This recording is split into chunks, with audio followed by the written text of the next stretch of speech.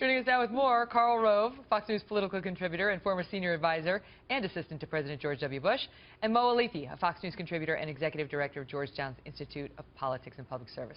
Great to see you both, guys. So, Karl, your thoughts on the backlash we're seeing now from these Hollywood corners, entertainment corners?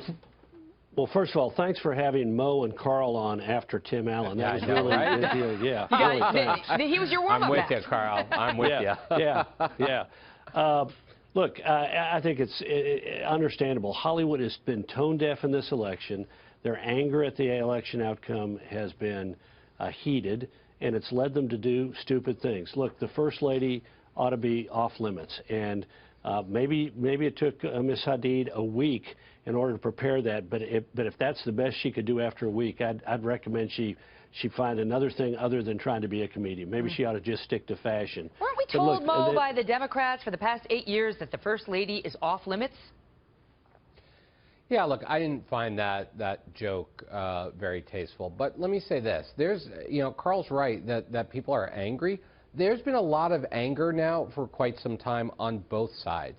And I think some of the stuff that we saw last night wasn't appropriate, just as I think a lot of the stuff that we saw being directed towards President Obama and Secretary Clinton during the campaign at Trump rallies was not appropriate. Both sides need to just calm down and just need to cool off for a little bit. Well, meanwhile, what do you make of what happened to Vice President-elect Mike Pence at Hamilton over the weekend, where the actor who plays Aaron Burr, Brandon Victor Dixon, had a message for Mike Pence that Mike Pence actually took like a real gentleman and took the high road in response to it, but there's been a lot of backlash, Karl, on whether this actor was in any position to lecture the Vice President-elect while he was there observing the show.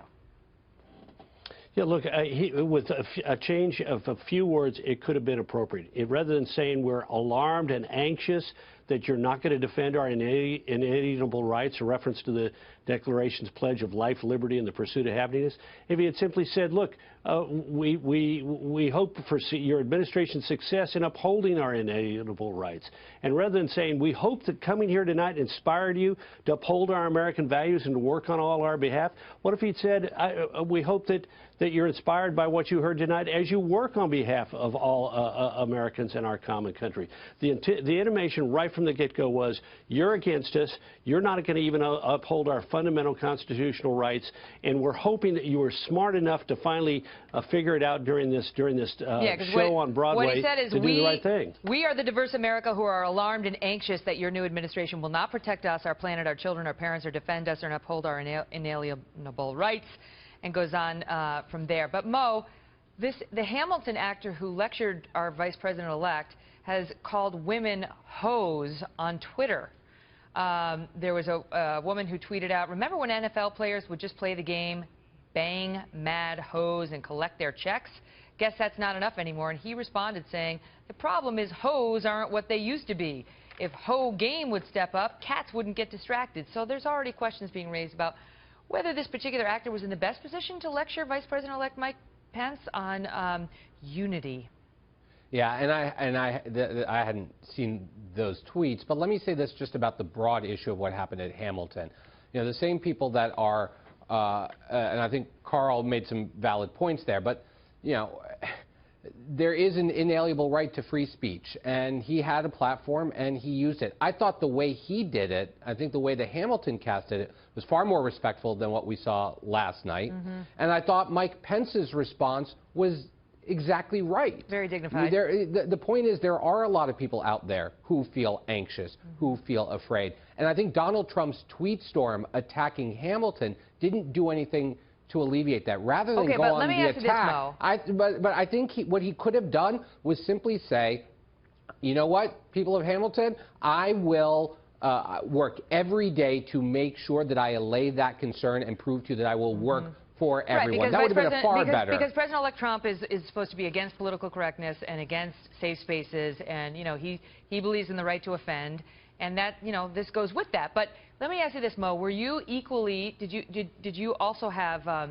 Did you also defend the free speech rights of Dr. Ben Carson when he stood up at the National Prayer Breakfast and called out Barack Obama, President Barack Obama, to his face? Because we saw a lot on the left in that situation outraged that he spoke truth to power in a setting that wasn't supposed to be political. But now when the actor from Hamilton does it, you'd think the guy is in line for Nobel Peace Prize. They love it when somebody does it to a Republican. They didn't really love it when Ben Carson did it to the sitting president. Yeah, my problem with what Ben Carson said has always been the substance of what he said. We just have a fundamental disagreement on the policy. And, you know, for people to speak up, that's one thing. Do it respectfully Ben Carson and was make your respectful. point. He was respectful, but he got savaged. I'll give it to Carl. He got savaged by many on the left for having the nerve to say things like the debt is too big and we need to work on Obamacare right in front of the president in a setting they said that was inappropriate and not meant for political speeches, just like Hamilton. Yeah. Well, look, he didn't say one thing. He didn't question President Obama's fundamental commitment to the Declaration of Independence and the promise of the Constitution, which is exactly what Mr. Dixon did on Saturday night by saying we're alarmed and anxious. You will not even uphold our inalienable rights. So, yeah, there was a difference. You're right. The left trashed Ben Carson. But the right has been saying that. The right has been saying that about Barack Obama for years. I mean, let's be fair here. Well, and the right also defended Ben Carson, and now they're savaging the Hamilton actor. So there's hypocrisy on both sides. By the way, I challenge you viewers at home to say the word inalienable. Say it fast. Inalienable. Inalienable. It's not fast. easy. 3 times. Yeah. Fast. Right, exactly. Great to see you both.